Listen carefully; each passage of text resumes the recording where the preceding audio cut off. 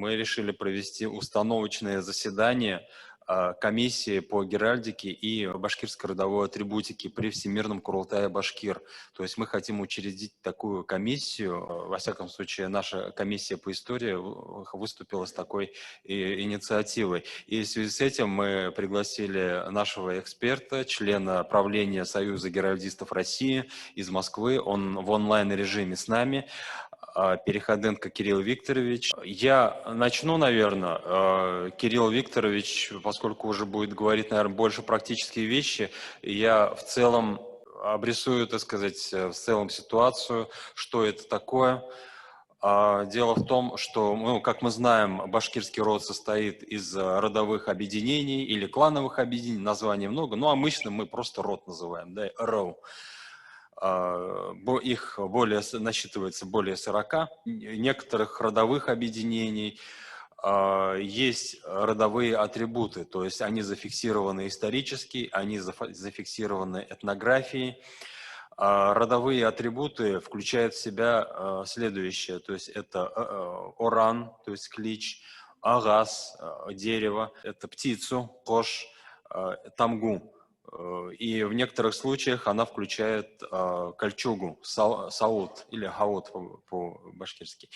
Да, то есть и в данном случае всегда, когда проходят какие-то мероприятия, съезды родов, например, табынцы собираются или юрматинцы, они всегда составляют вот из этих атрибутов герб.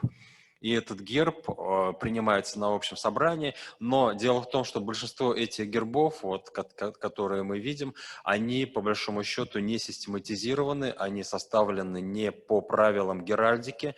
Наша же задача в данном случае, как экспертов, именно привести это в соответствие. Более того, я думаю, у нас в планах должно быть внесение наших башкирских гербов, башкирской геральдики в общую систему, в общую геральдическую систему России. Но, как известно, исторически все это отражается в источниках. В первую очередь я бы вспомнил такой источник, как Дафтер Чингизнаме. Это постордынский источник. Это некий такой политический памфлет, где башкиры как бы себя позиционировали с политической, с правовой точки зрения, где отразился миф о том, что якобы Чингисхан раздавал башкирским биям, Юрматы бию, Юрми бию, там, Бурджан бию, Майкы бию, да, и другим биям, другим главам родов родовые атрибуты.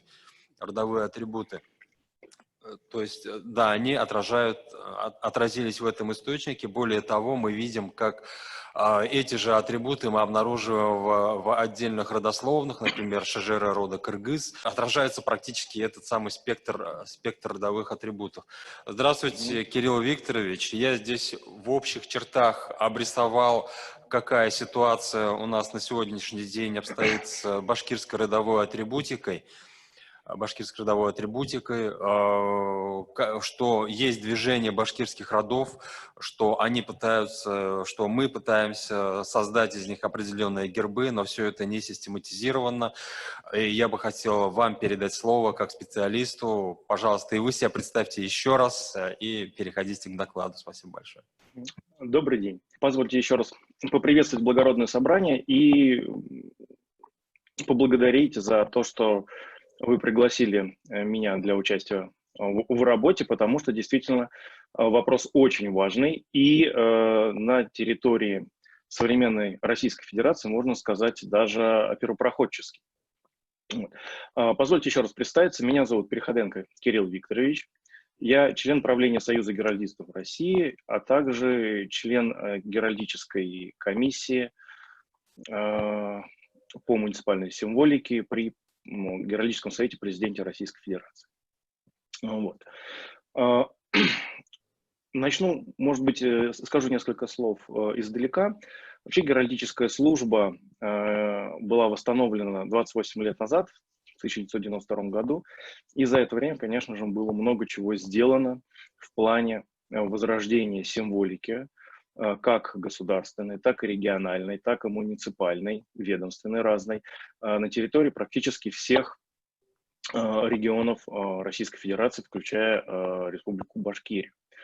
Вот, было очень много сделано, было разработаны, восстановлены принципы геральдические, которые, к сожалению, на протяжении 20 века во многом были утеряны ввиду как бы другого отношения к символике, ввиду того, что символика в 20 веке все-таки была а, больше политическая, больше классовая, ну, так было. Сейчас же восстанавливаются исторические тенденции, восстанавливаются исторические традиции, и создается заново то внимание к символике, которая окружает нас. Потому что все-таки, что бы мы ни говорили, но люди всегда идут за символами. То есть будь то мирная жизнь, будь то военная жизнь, но понятие знамени, понятие герба, понятие общего символа, оно всегда ключевое для патриотического воспитания, ну и для многих вообще социальных вопросов в жизни.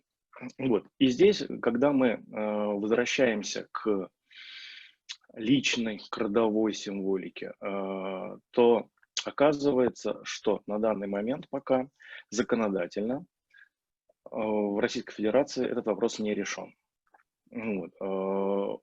Мы следуем в каких-то современных своих действиях, следуем традициям, следуем тем правилам, которые существовали в то время, когда, собственно, личная и родовая геральдика существовала. И очень важно именно в отсутствии законодательного закрепления, в отличие, допустим, от муниципальной геральдики, где существуют жесткие, четкие методические рекомендации Геральдического совета при президенте Российской Федерации, и в рамках этих требований, собственно, была реализована вся муниципальная геральдика, в том числе и Республики Башкортостан, то когда мы говорим о личной геральдике, то здесь пока вопрос находится не в законодательном поле, а в правовом, в устном правовом поле, то есть в поле традиций, в поле тех правил, которые существовали ранее, и создавая целую систему геральдики, личной, родовой, национальную систему, необходимо сделать ее безупречной.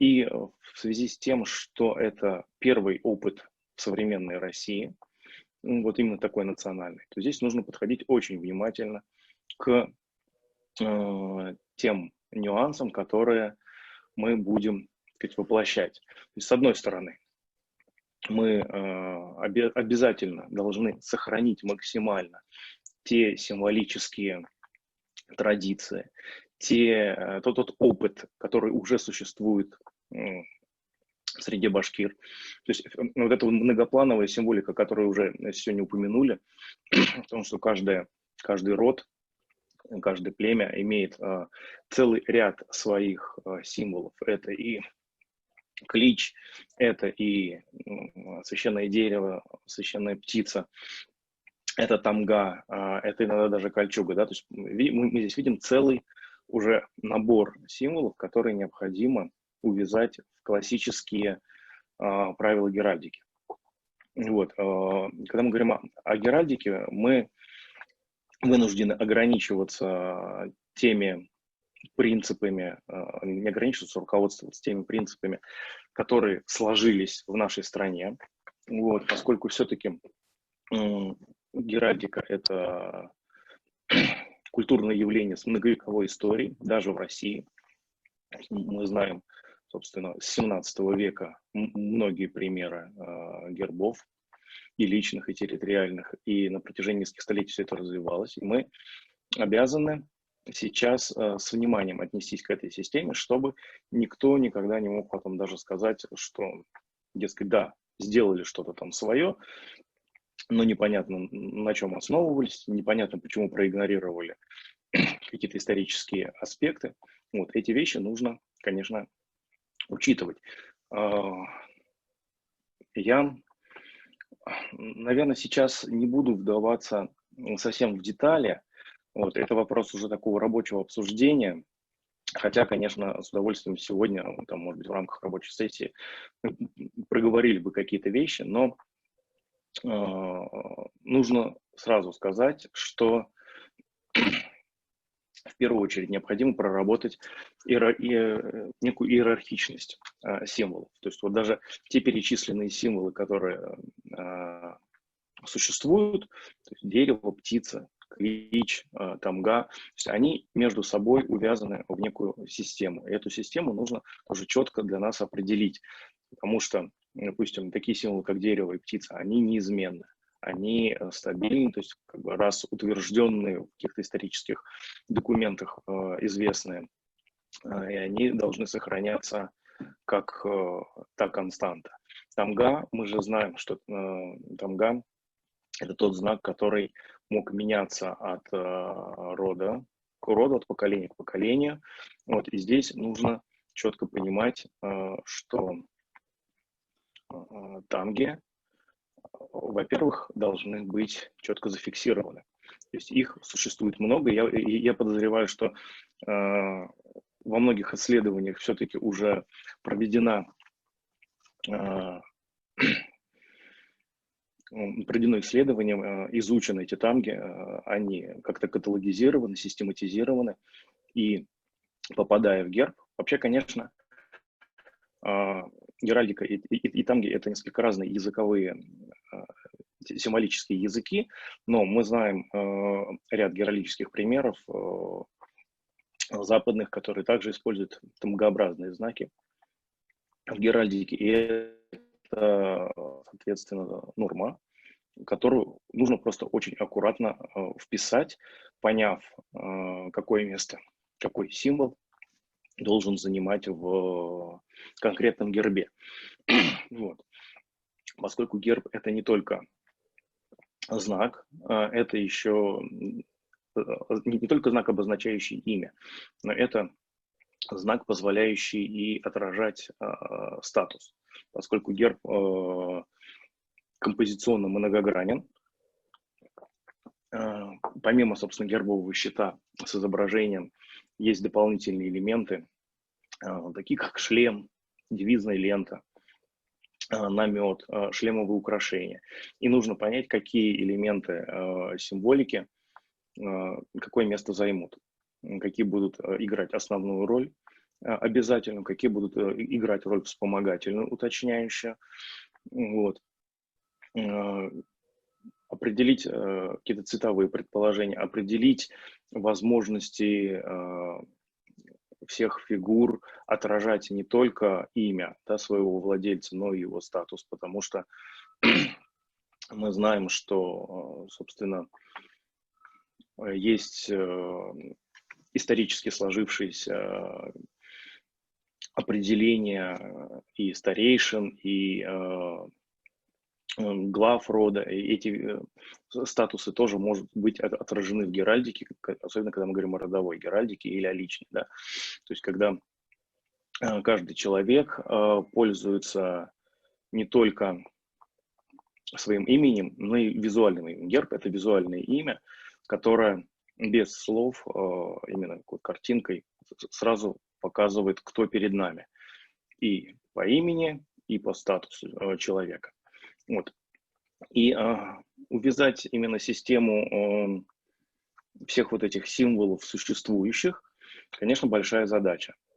Вот здесь, я предполагаю, мы сможем разработать некие единые методические рекомендации для тех исследователей, которые захотят участвовать в разработке гербов, с одной стороны. С другой стороны, создав концепцию, мы сможем сами консультировать и помогать людям создавать их символы так, чтобы они были понятны на всем пространстве, не только Башкирии, но и Российской Федерации и мировом сообществе. Мы должны понимать, что геральдика – это язык международный. И здесь, помимо важности сделать ее понятной для себя, необходимо ее сделать понятной и корректной в рамках общемирового сообщества. Вот, это, наверное, вкратце такое вступление. Вот, что же касается конкретных примеров, как можно сделать, не знаю, может быть, это сегодня будет обсуждаться или, как скажет руководитель совещания, там, может быть, в переписке или еще как-то. Вот, наверное, вкратце это то, с чего бы я начал, и я с удовольствием бы отвечу на все вопросы, которые возникнут, конкретные или общие, о том, каким образом мы можем, собственно, начать именно работу по систематизации и творческому началу, созданию, да, новой национальной геральдики. Вот. Спасибо. Спасибо большое, Кирилл Викторович. Ну, первый вопрос я задам. Вот, насколько я понял, сейчас перед нами стоит задача разработать в целом некое положение, да, о том, что из себя, то есть в описательном плане, как составлять башкирскую геральдику. Получается так? Я понял этот вопрос. То есть первый этап, он именно заключается в создании неких документов, неких положений, что ли. Так ли это? Да, да, совершенно верно. То есть здесь нужно пойти двумя путями. То есть первый, конечно, момент – это организационный. Здесь необходимо прописать, собственно, функции комиссии, о том, как она будет работать и как она будет взаимодействовать с общественностью, с тем, чтобы люди четко понимали, куда обратиться, как обратиться.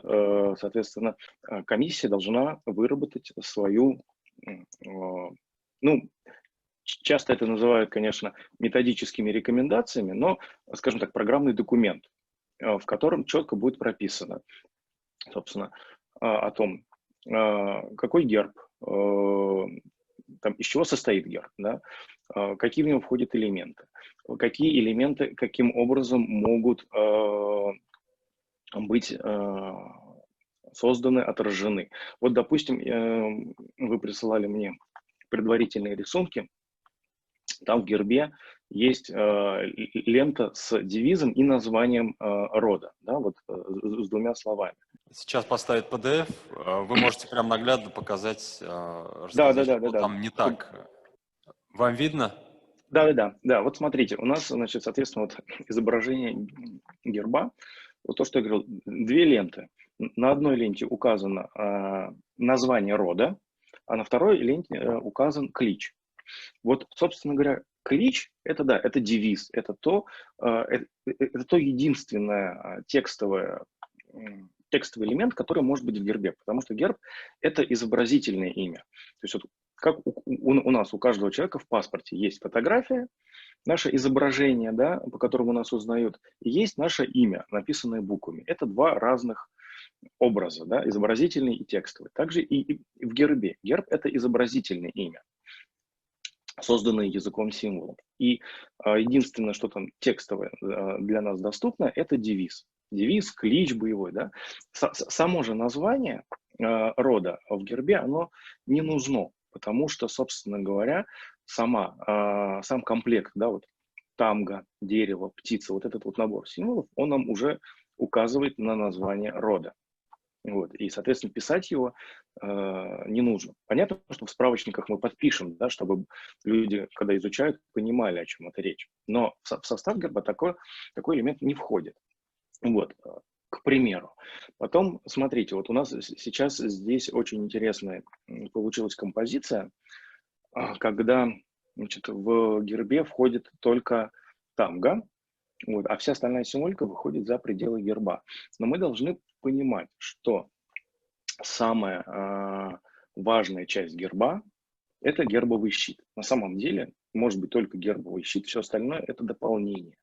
Мы должны точно понять, насколько тамга является тогда главенствующим символом, а все остальные символы вспомогательные – птица, дерево.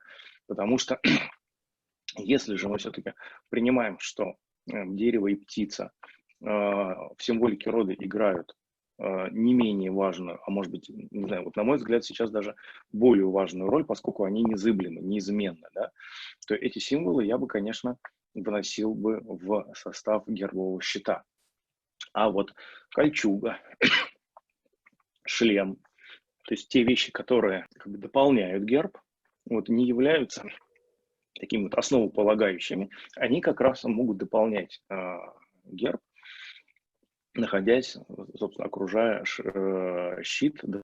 Нужно понимать, что в геральдике все элементы, окружающие герб, они имеют свое смысловое значение, дополнительное, именно статусное. Вот, то есть шлем часто указывает, соответственно, на статус. Вот данный шлем, который сейчас представлен на изображении, это в российской символике дворянский шлем. То есть мы должны понимать, что использование именно такого шлема возможно, когда мы действительно изображаем герб старейшины рода, который традиционно имеет права на такой статус. Если же нет, то мы должны, соответственно, эти элементы находить в башкирской истории, в башкирской материальной культуре аналогичные элементы, которые будут в геральдическом пространстве нести информацию о, так сказать, представителе, корректную в плане именно общегеральдической практики. То есть статус дворянства или статус простого гражданского герба, они, конечно, отражаются такими элементами, мы должны это не забывать. Вот. Ну, тут много элементов, да, опять же, когда мы говорим о кличе рода, то есть насколько этот клич рода принадлежит всем, да, то есть вот вопрос. То есть может изображаться в гербе любого. Или это все-таки клич, который как выкрикивал руководитель, да, и, соответственно, этот клич может быть только в гербе руководителя. То есть в эти моменты, поскольку я, конечно, не владею всей спецификой именно родовой старинной символики, то здесь нам нужно совместно вырабатывать решение единое о том, как традиционные элементы должны отражаться в гербах, в каких гербах, да, то есть насколько, то есть нам нужно будет решить вопрос, насколько геральдика будет родовой или личной, насколько она будет представлять отдельного члена рода, как члена рода, или она будет представлять, будет какая-то возможность представить человеку и себя лично вне рода, вне своей семьи, именно персона, но насколько он сможет пользоваться именно геральдической башкирской системой и быть представленным именно как человеком этой национальности. То есть здесь нужно будет проработать там, по поводу счетов, там, может быть, определиться с формами счета, определиться с тамгами, которые будут использоваться в гербах, то есть они должны быть тоже четко учтены. Вот, здесь нужно определиться с подходами, насколько эти тамги мы изображаем как простые графемы, или же мы можем в рамках традиции их переосмыслить более глубоко, более широко, как это сделала во многом польская геральдика, допустим, где тамги были переосмыслены зачастую как некие элементы, как стрелы, наконечники стрел, как там полумесяц изображения там каких-то звезд, еще чего-то. Простые графемы были более глубоко осмыслены, и мы должны понимать, насколько мы хотим тоже остановиться либо на простых графемах, либо все-таки осмысливать их более глубоко. То есть, нужно понять будет, насколько широкое, собственно, поле применения этих гербов. И вот эти все вопросы, они должны быть решены в рамках комиссии для нас самих с тем, чтобы на любой входящий вопрос у нас было единое мнение, единая позиция, вот, и чтобы все гербы, которые будут создаваться, создавались именно в рамках системы. То есть каждый из них будет уникален своим внутренним содержанием, своим символическим смыслом, но при этом общая структура, общие принципы, подходы должны быть, конечно, выработаны и едины. Вот, здесь вопрос не художественный скорее, а именно вот такой вопрос научный в первую очередь. Вот, что же касается художественного вопроса, то здесь, конечно, тоже есть у геральдики свои принципы, которые мы должны зафиксировать с тем, чтобы те художники, которые будут работать, понимали особенности, что изображение герба, художественное изображение герба — это не то же самое, что эмблема, логотип или какая-то там живопись. Это особый вид визуального искусства, который требует, конечно, своих тоже подходов.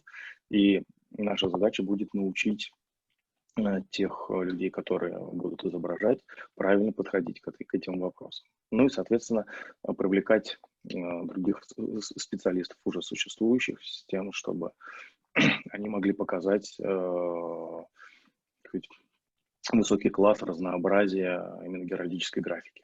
То есть это тоже очень важно. Вот, наверное, я ответил на вопрос. Да, спасибо большое. Я бы хотел немножко прокомментировать то, что, конечно, это самый предварительный, такой очень такой примерный, можно сказать, набросок даже, да. Это Нет, не то, очень что... интересная теория. Вот подход интересный, и его нужно просто будет немножечко героически причесать. А так, как бы, направление очень, как бы, очень верное направление. Вот. Спасибо. Здесь вообще предполагалось, что все же кольчуга, там дерево, птица и клич, они стационарны для родового, для клана, то есть для рода. А тамга, она вариабельна. Все-таки у Да. каждого Мгм. рода мы можем найти. Но мы берем условно какую-нибудь общую тамгу. А это условно, которая, ну, будет использовать людьми, которые, ну, как бы, ну, не хотят в этом, как бы, вникать, может, дальше и так далее. То есть, именно тамга, то, что на щите, поскольку все же тамга, мне кажется, здесь занимает одну из, именно в личной геральдике, она и играет важную роль. Все же тамга, поэтому я ее установил, как сказать, на щите, да. Но если вы рекомендуете все собрать в рамках одного щита, то, конечно, ну да, здесь надо вместе продумывать, вместе прописывать все это. Да, есть геральдические так сказать, методики, да, каким образом разные вещи можно отразить в гербе именно структурно, да, то есть создавая некую схему. Вот. А потом уже, пользуясь этой схемой, наполнять каждый конкретный герб своим собственным содержанием. И у меня последний вопрос. Как будет проходить, что ли, возможность, вот эта процедура, все-таки это башкирская родовая геральдика, она как бы часть российской, да, ведь я так понимаю, может стать Да, российской. естественно. Как это Да. сделать? Какая процедура? Куда может быть внесен в какой реестр? Я не знаю, объясните, пожалуйста, этот процесс. Смотрите, значит, здесь ситуация сейчас такая. На уровне государственном, именно, ну, вот, общем Российской Федерации, личная родовая геральдика не регистрируется. Вот, то есть пока, к сожалению, этого нет. Но э, возможности регистрации личной геральдики есть у региональных комиссий. Ну, в частности, Геральдическая комиссия Республики Башкортостан. То есть здесь вопрос о сотрудничестве с этим официальным органом может пойти по какому пути. Юридическая комиссия Курултая берет на себя обязанность по разработке, созданию и принципов, и впоследствии самих гербов, и отвечает, собственно, за правильность создания гербов. И, основываясь на экспертном мнении Геральдической комиссии Курултая, гербы вносятся в Геральдический регистр Республики Башкортостан. То есть заводится отдельный том для личной родовой геральдики. Вот, и, соответственно, совместно двумя комиссиями, общественной, государственной, республиканской, ведется именно республиканский реестр. Вот. Это не отменяет возможности ведения и отдельно реестра Геральдической комиссии Курултая. Вот, это тоже возможно. Но для более, как бы сказать, строгой фиксации было бы хорошо ввести раздел в Геральдический реестр Республики Башкортостан для личной родовой геральдики. Вот. Впоследствии, когда на общероссийском уровне возникнет возможность регистрации геральдики личной родовой тоже, то здесь будет уже все гораздо проще, поскольку на региональном уровне вопрос будет решен, и фактически будет возможно просто дублирование регионального геральдического регистра на общефедеральном уровне.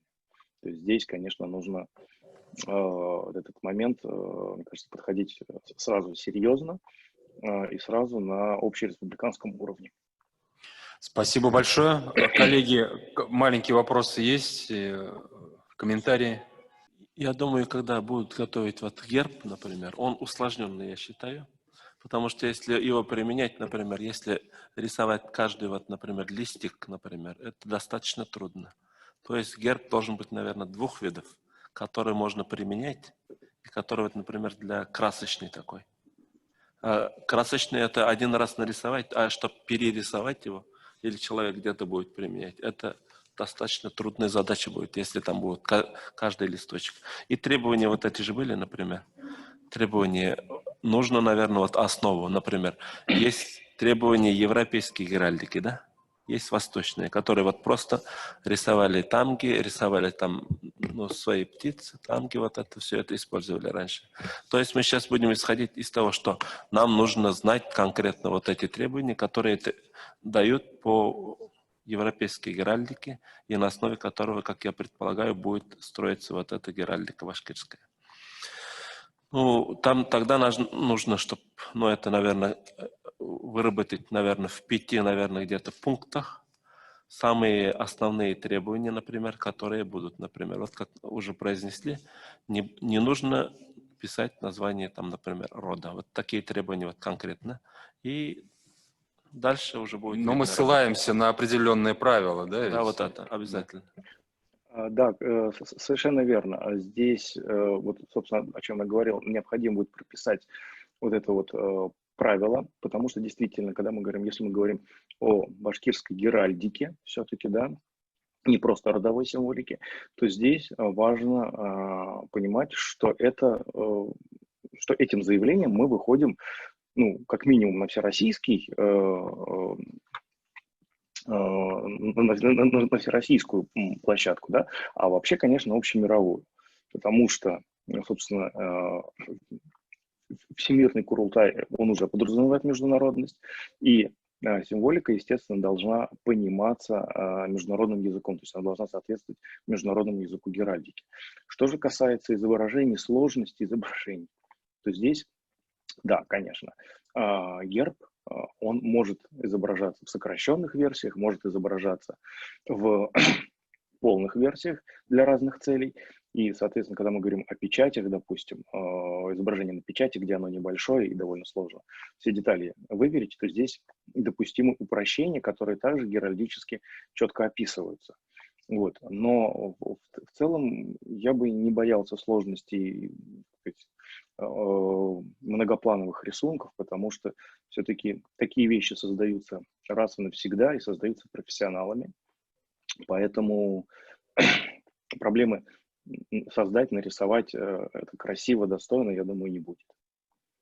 Спасибо большое. Спасибо большое всем. Я думаю, эту часть нашего заседания мы можем завершить. Отдельное спасибо Кириллу Викторовичу за то, что уделил Спасибо за время. приглашение. Спасибо. Мы будем сотрудничать, будем работать вместе. Я думаю, в ближайшее время у нас будет какой-то результат.